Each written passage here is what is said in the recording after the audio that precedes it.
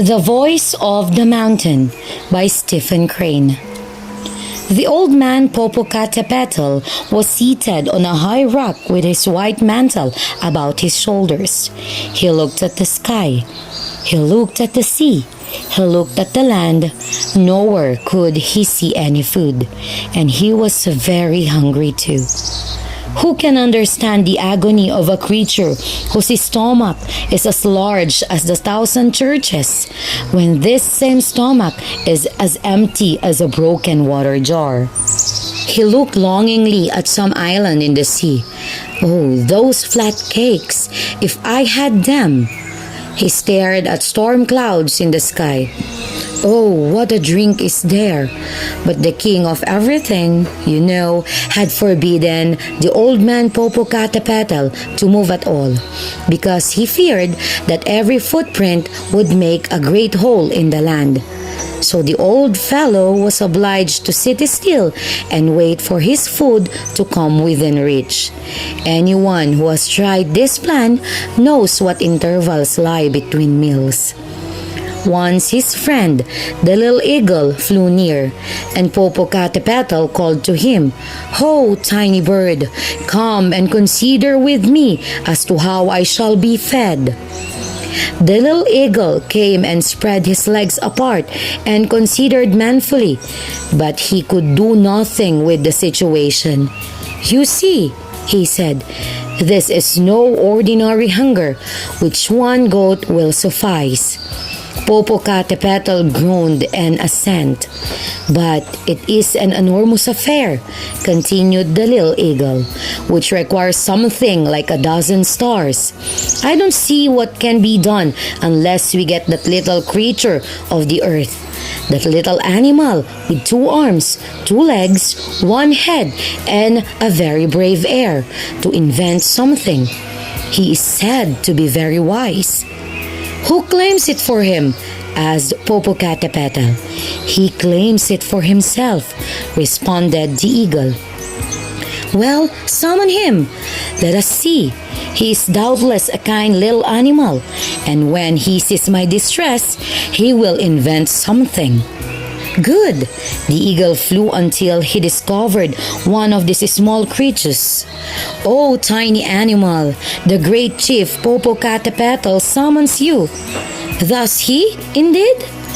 "Popocatépetl, the great chief," said the eagle again, thinking that the little animal had not heard rightly. "Well, why does he summon me?"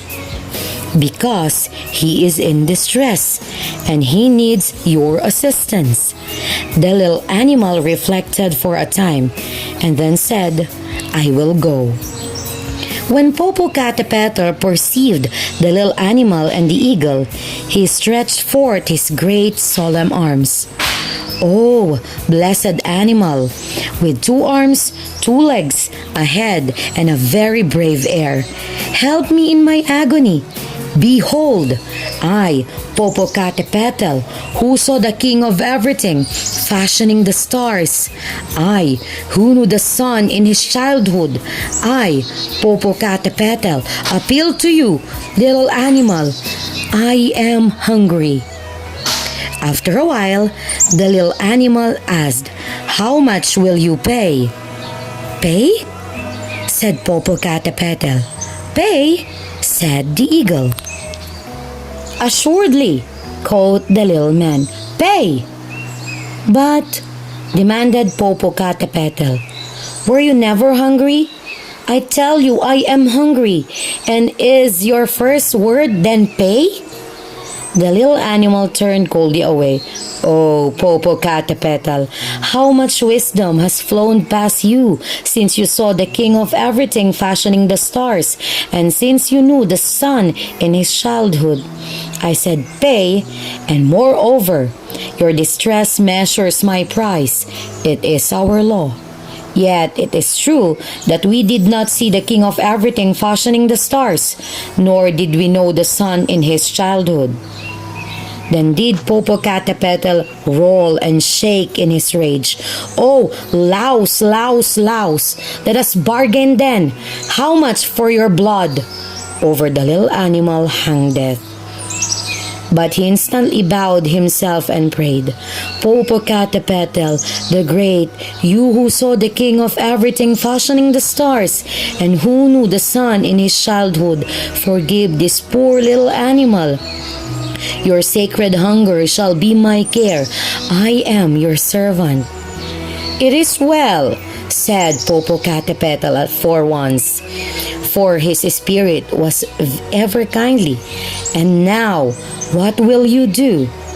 The little animal put his hand upon his chin and reflected, Well, it seems you are hungry, and the king of everything has forbidden you to go for food, in fear that your monstrous feet will riddle the earth with holes. What you need is a pair of wings. A pair of wings? Cried Popocatépetl delightedly. A pair of wings! Screamed the eagle in joy. How very simple after all, and yet how wise. But, said Popocatépetl after the first outburst, who can make me these wings? The little animal replied, I and my kind are great because at times we can make one mind control 100,000 bodies. This is the secret of our performance. It will be nothing for us to make wings for even you, great Popocatépetl. I and my kind will come, continued the crafty little animal. We will come and dwell on this beautiful plain that stretches from the sea to the sea, and we will make wings for you. Popocatépetl wished to embrace the little animal. Oh, glorious! Oh, best of little brutes! Run, run, run! Summon your kind, dwell in the plain and make me wings. Ah, when once Popocatépetl can soar on his wings from the star to star, then indeed. Poor old stupid Popocatépetl. The little animal summoned his kind. They dwelt on the plains. They made this and they made that, but they made no wings for Popocatépetl. And sometimes, when the thunderous voice of the old pig rolls and rolls, if you know that tongue, you can hear him say, Oh, traitor, traitor, traitor, where are my wings? My wings, traitor, I am hungry, where are my wings? But the little animal merely places his finger beside his nose and winks. Your wings? Indeed, fool. Sit still and howl for them, old idiot.